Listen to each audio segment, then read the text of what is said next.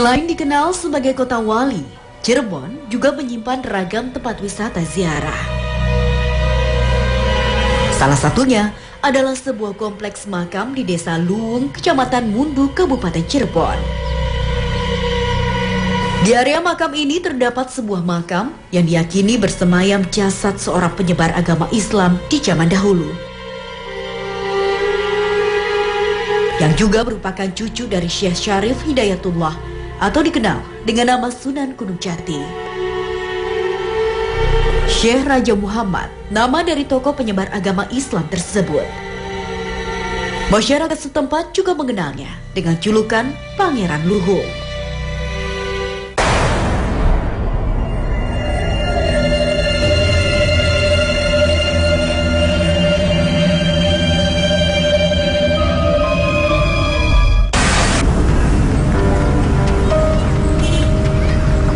Cirebon sebagai kota yang terletak di wilayah pantai utara Tanah Jawa ini merupakan salah satu pusat penyebaran agama Islam di Indonesia. Terbukti dari banyaknya peninggalan dan juga wisata ziarah yang dapat dikunjungi di wilayah ini. Kali ini saya akan mencoba menelusuri lebih dalam lagi mengenai sejarah dari jejak penyebaran agama Islam yang berada di kota yang dikenal sebagai kota para wali ini.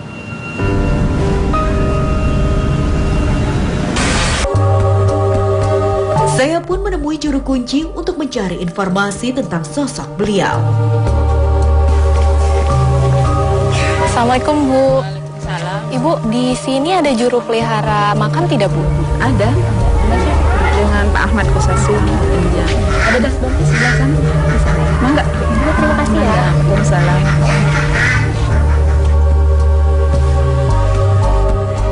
Assalamualaikum Bapak, saya Lisa. Bapak dengan siapa? Raden Ahmad Kusasi. Bapak di sini sebagai apa, Pak? Sebagai juru pemelihara Syekh Raja Muhammad.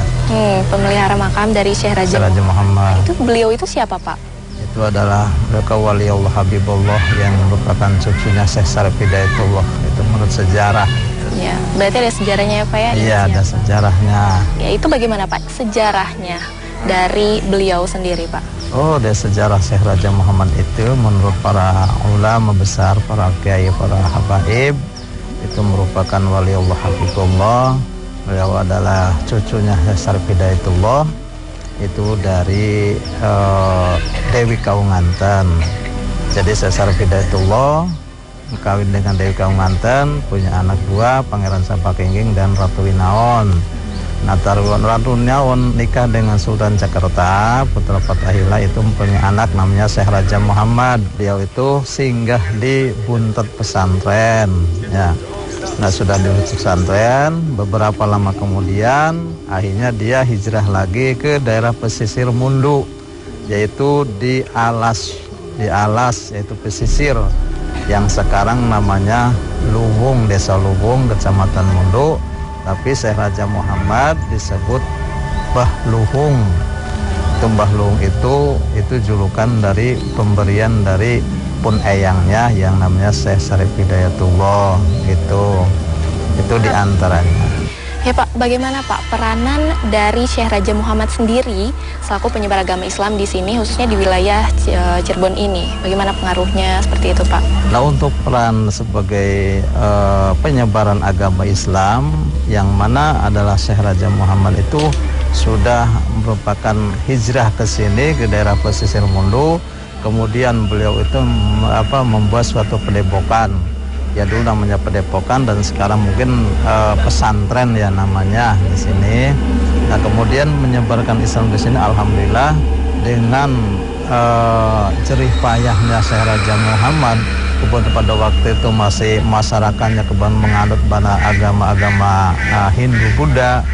Nah, alhamdulillah dengan kedatangan Syekh Raja Muhammad, akhirnya wilayah Mundu itu merupakan siar agama Islamnya maju. Nyatu. Itu pengaruhnya gimana? Karena beliau itu mempunyai karamatnya yang besar, barokah yang besar. Itu diantara menurut riwayat dari para ulama, para kiai besar. Bapak, saya bisa melihat dari makamnya Syekh Raja Muhammad? Bisa. Ayo, ya.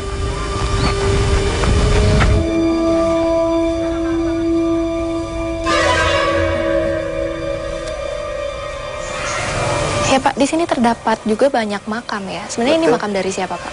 Ini adalah makam-makam ya santrinya Syekh Raja Muhammad. Ya terutama makam itu adalah makam utama Syekh Raja Muhammad yang di dalam, yaitu yang sebelah timur itu adalah putranya, yaitu Pangeran Anom, Pangeran Martasari. Kemudian yang di depan adalah istrinya, itu Dewi Purbasari, putrinya Pangeran Cempaka. Dan ini yang ada di sini adalah ini santri-santrinya. Jadi khodim-khodimnya beliau ini, ya, yang sangat ngabdi sekali terhadap Syekh Raja Muhammad. Untuk mendapatkan informasi yang berimbang, saya pun menggali cerita dari seorang sejarawan tentang sosok Pangeran Raja Muhammad. Ini makam Pangeran Raja Muhammad atau dikenal juga dengan nama Pangeran Raja Luwung. Kata Luwung dalam bahasa Cirebon itu berasal dari kata luhung. Pangeran Raja Muhammad adalah seorang yang berilmu tinggi, makanya disebut luwung atau luhung. Tapi orang Cirebon tidak terbiasa menyebutnya dengan kata-kata luhung. Jadi luwung. Julukan itu sendiri Pak, itu sebenarnya dari siapa Pak? Dari masyarakat, dari orang-orang Cirebon yang hidup pada masa itu. Beliau adalah salah seorang empu atau ahli membuat senjata, dan senjata-senjata yang beliau buat itu sangat bermanfaat bagi kewibawaan Cirebon sebagai sebuah negara. Nah, peranannya sendiri Pak di wilayah ini, beliau itu tokoh seperti apa sih di sini sendiri? Di sini adalah sebuah tempat kepandaian atau tempat industri membuat senjata, dan beliau ini salah seorang empunya. Dan Sunan Gunung Jati sendiri yang mentahbiskan beliau itu sebagai seorang empu. Sebab pada masa itu Sunan Gunung Jati pernah memesan, memiliki bahan untuk dibuatkan senjata. Dan pada masa itu Pangeran Raja Muhammad membuatkannya dengan begitu serius, hingga ketika memberikan hasilnya kepada Sunan Gunung Jati, Sunan Gunung Jati itu mengakui bahwa kamu memang keahliannya di bidang ini. Nah, keterkaitannya sendiri Pak dengan Sunan Gunung Jati itu seperti apa Pak? Beliau adalah salah satu cucu dari Sunan Gunung Jati, dan beliau adalah satu-satunya cucu Sunan Gunung Jati yang memiliki profesi sebagai ahli membuat senjata. Nah, pengaruhnya sendiri Pak, beliau menyebarkan agama Islam di sini itu seperti apa Pak di wilayah ini sendiri? Wilayah ini sebelum beliau itu ada tokoh lain, itu namanya Pangeran Brataklana. Itu putra dari Sunan Gunung Jati. Ini uak dari beliau. Ada Kilobama atau Syekh Mudarim atau Ki Ageng Mundu. Beliau ada tokoh penyebar agama Islam lain. Nah, beliau itu melanjutkan. Dan ini tempat ini bukan cuma sebagai tempat pandai, tapi tempat ini juga pesatrian. Pesatrian itu tempat pesantren, tempat dikader atau dididiknya santri-santri, tapi juga santri-santri itu dididik untuk silat, untuk kemampuan bela diri.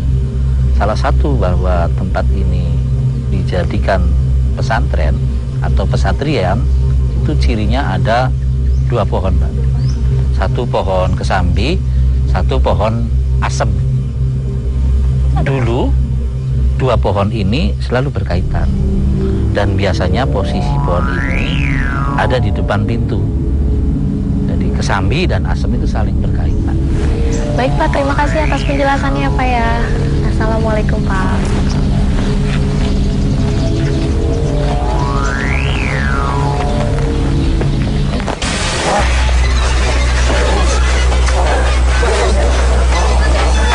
Tetap di 2 Dunia.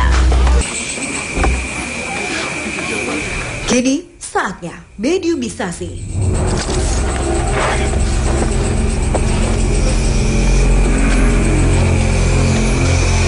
Assalamualaikum.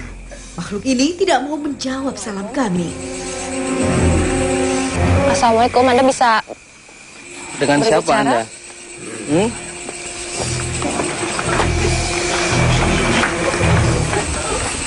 Tunggu dulu, jangan lari-lari dulu, di sini aja. Belum sempat kami mencari informasi dari mediator ini, tiba-tiba mediator lain sudah tidak sadarkan diri. Kenapa? Ya wis kan kita mainnya cuman pengen sampean. Makhluk ini sepertinya tidak suka dengan kehadiran kami. Kita sedang mencoba untuk berkomunikasi dengan satu mediator. Ternyata sudah ada mediator atau di sini penonton yang sudah tidak sadarkan diri dan sepertinya mencoba untuk berinteraksi juga dengan mediator yang sudah duluan tidak sadarkan diri ini. Kita tanya untuk lebih jauh lagi mengenai informasi. Mediator yang lain sudah tidak sadarkan diri. Anda bisa ceritakan mengenai tempat ini? Bisa. Ente siapa Gen? Anda siapa? Dia sebagai apa nih kan Gen? Sebagai penunggu. Berarti Anda tahu dong mengenai tempat ini ada makam siapa? Makam cincungan ini. Ya, siapa beliau? Beliau ini memang apa yang dilakukan di sini? Orang mau, dia bisa takon sejarah nih gini. Ya wis sekian Mbak. Wis kita pengen tahu informasi bukan macam-macam ning ente ya. Anda kan dibilang tadi pengikut setianya. Kami sebenarnya ingin menanyakan beliau itu siapa? Supaya warung, dia bakal tak warung sejarah ini.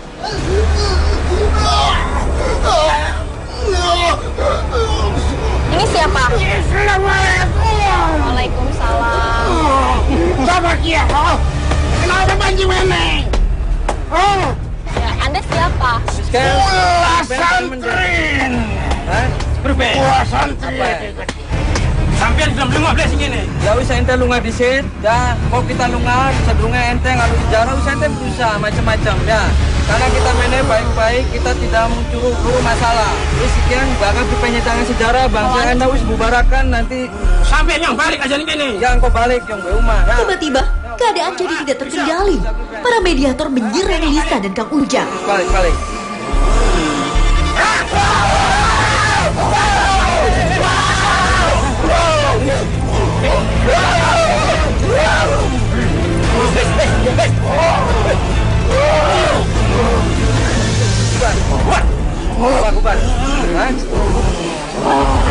Bubar. Kita mainnya baik-baik, ente anarkis, kita bakal anarkis maneng. Ya? Saya tidak mengganggu Anda. Kenapa Anda mengganggu saya? Wes. Ya. Bubar. Bubar. Apa? Bubar. Ya mau bubar. Tahu bener bubar.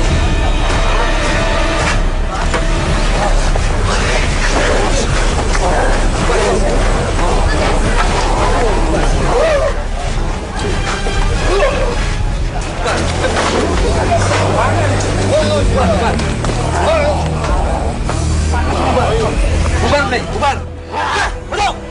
Betul, bubarakan. Ampun lagi. Ampun lagi. Pokoknya bubar pas mana? Bubar.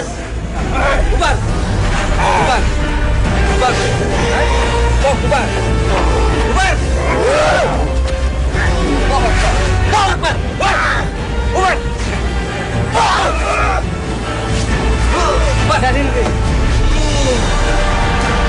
Alhamdulillah, Ujang berhasil mengendalikan keadaan. Mediator pun dipulihkan kesadarannya. Mau nanya apa? Mana ya? Saya sini baik-baik. Ketika saya baik, jadi bangsa Anda pun bisa baik dan punya sopan santun. Kami mencoba berkomunikasi dengan sosok yang mengaku sebagai santri dari Pangeran Raja Muhammad. Siapa arane? Anda Kisura kula eke. Kisura santri Raja Muhammad Arifin. beliau itu siapa? Pangeran Raja Muhammad Arifin itu dikenal Pangeran Luhung. Pangeran Luhung itu agung. Ada yang memberi nama Dan Orang ini mulai bercerita. Kanjeng Sunan. Nah, Pangeran Luwung kan sebenarnya anak kaitannya beli balik Kanjeng Sunan Gunung Jati. Kaitannya. Siapa? Konon Anaknya siapa? Yang saya Surat tahu sebagai santrinya. Beliau sendiri dikenal Raja Muhammad Arifin itu sebagai pandai dalam artian gawe pusaka. Pusaka seperti apa? Pusaka puris Tosan Haji. Kedengarlah sama Kanjeng Sunan Gunung Jati. Dari situ Kanjeng Sunan Gunung Jati pun mendatangi, mencoba ingin menguji kesaktian dari Raja Muhammad Arifin itu. Lalu apa yang terjadi? Yang terjadi dari Pangeran Sunan Gunung Jati bawa sebilah besi untuk dijadikan pusaka. Tapi berapa hari kemudian beliau sendiri belum bisa, yaitu Raja Muhammad Arifin belum mampu membentuk pusaka. Akhirnya Pangeran Sunan Gunung Jati merasa kecewa, dilemparkan besi tersebut ke tempat pembakaran untuk Tosan Haji dan terjadilah pusaka. Ya wis kondo ya. Atas informasinya. Assalamualaikum. Dirasa cukup informasi yang didapat, mediator dinetralisir. Jangan kemana-mana, tetap di Dua Dunia. Kami menyiapkan seorang pelukis yang akan menggambarkan sesuatu di kanvasnya.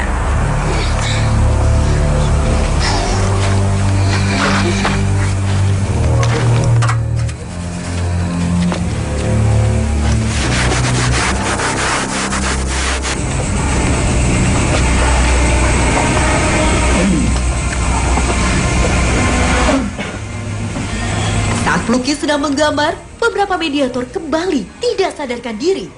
Apa sebenarnya yang mereka inginkan?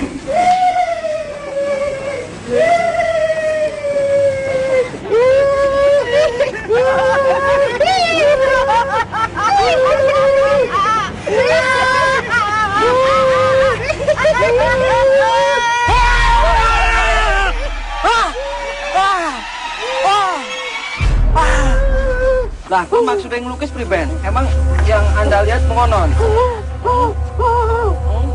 Kau lagi zamannya Pangeran Luwung. Tapi cok jelasakan, kau maksudnya apa? Oh, kian santri-santri ya. Oh, ini sosoknya mengenan. Kan? Maksudnya padepokan mengenan. Padepokan kian. Terus kian santri-santri ya ketika kian Pangeran Luwung lagi nguruk haji. Nah, kian Kang Ijo-Ijo nih belakangnya apa? Bangunannya siji atau emang banyak? Oke. Terus beliau siar Islamnya nih kan. Nah, Kang santri-santri kian kan apa Pangeran Luwung yang ngundang atau emang mereka pada teka karena takzim? Oh, karena takzimnya para orang tertarik bari Islam pada ngaji meneh. Nah, Kang ini hubungan kian di antara anak Kang di makam-makam kan. Anak. Ya wis ya. Suwun ya. Sok. Assalamualaikum. Mereka pelukis pun dinetralisir.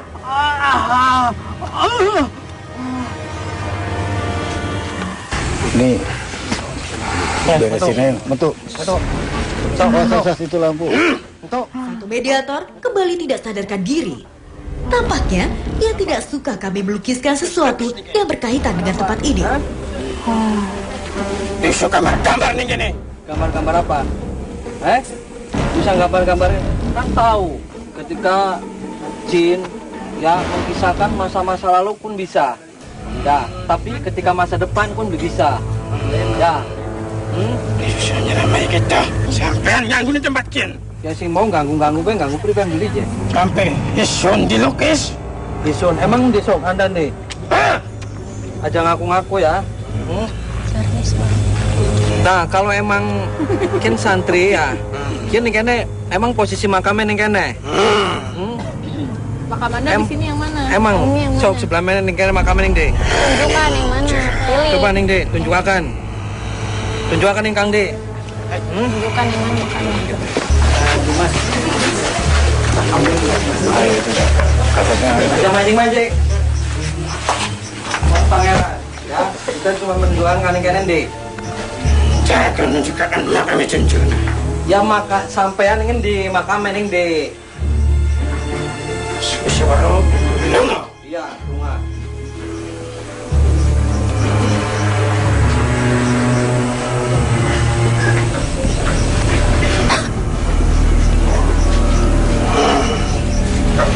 Oh, Kang Kian.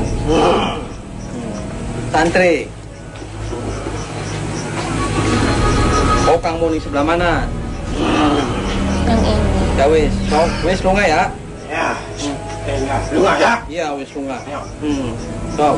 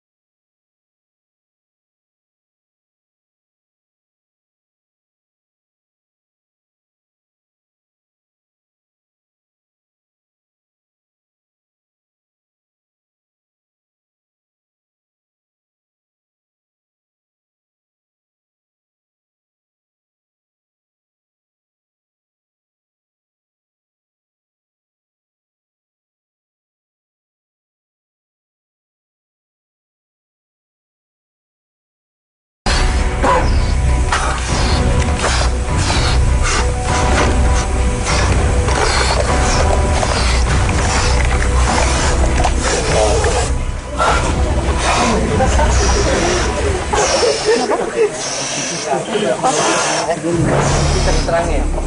Hah? Mana? Ini ular. Anda ular. Terus, ini saya lihat kayak sesosok ular yang di mana ular? Ini. Oh, ini kayak semacam banaspati. Oh, banaspati yang berapi gitu. Nah, ini posisinya sebelah mana yang banaspati itu? Sebelah sana. Iya. Ya sudah. Ya, terima kasih atas informasinya ya. Sekarang Anda pergi.